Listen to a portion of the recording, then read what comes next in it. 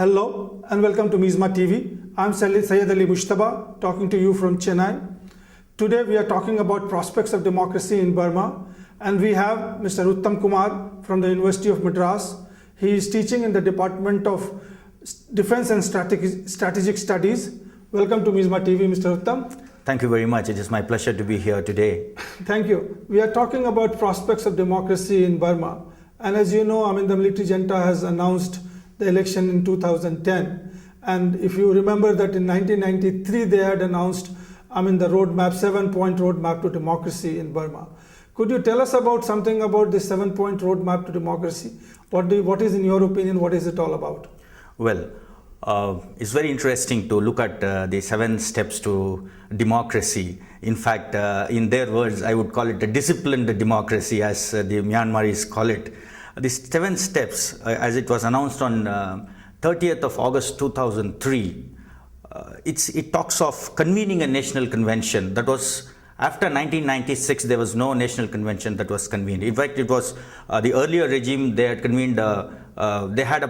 This so-called steps to democracy 1993 to 1996. It is more or less on the same lines that these 7 steps to democracy came in. The first was to convene a national convention, and second was a step-by-step implementation of whatever the outcome of the convention, and thirdly to have a constitution drafted, and fourthly to put in place a referendum to support the constitution, and then the conduct of elections, and then convening of national bodies, and then finally to bring a vibrant, disciplined democracy, a sustained democracy. This is what is actually put forward by the Myanmarese government, and the 4 phases are now over. Even the referendum had taken place with so much of constraints, a lot of condemnations by the international community, because if you recall the year before, when they went for a referendum, it was the cyclonic storm was there in Myanmar, yes, and there were so many loss of lives. Yes. But with all that, the Myanmarese government went ahead. Now they have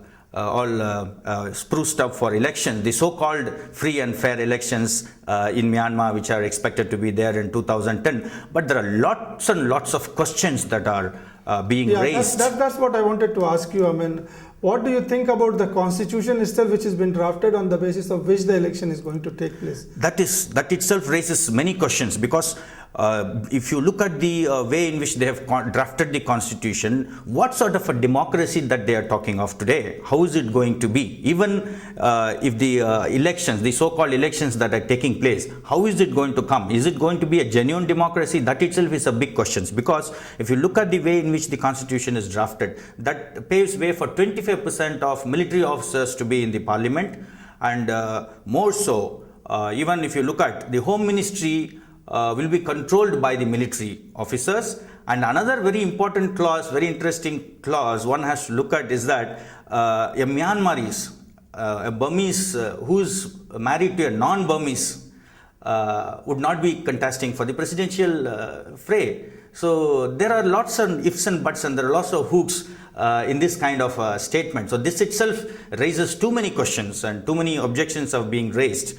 But if you look at, one has to wait and see what kind of elections that they are going to conduct, because they have said that they are going to conduct free and fair. And is it really going to be free and fair? What is the international community's response towards this? How does the international community is looking towards the 2010 elections? International community's response is varied. If you look at different countries, for example, if you look at the United States, the so-called leader, they have now recently, May 15th, 2009, they have extended the sanctions to Burma, because the President Barack Obama has very clearly stated that the way in which the behavior of Myanmar, Burma they call it, even today they call it Burma, is not really, they have not done anything. Even the Secretary of State Hillary Clinton went to the extent of saying that the way in which the sanctions have worked, does not change the behavior of Burma. And they have a lot of skepticism with regard to Burma, and the Burma has not kept their promises earlier, whatever that they have given so-called commitments. So there is skepticism on the part of the United States, but US can't do much about it. Though accepting, making some condemnations and all those things, imposing sanctions, renewing sanctions. because there is always a China hand there. So they look at the China hand. And secondly, United Kingdom. United Kingdom more or less follows the policy of the United States. They also have, even European Union have extended sanctions to Burma. But the other countries, if you look at, especially more importantly China, China is one country that is trying to engage, because China has a policy, it's a stated policy, that they say sanctions will not work merely. So they have this policy of engagement with that of Burma. So the international community's response is mixed, even for that matter ASEAN. With much opposition from the Western countries, ASEAN included Myanmar into their fold. But they do have an economic agenda there, given the resources of Myanmar. There are a lot of different perceptions.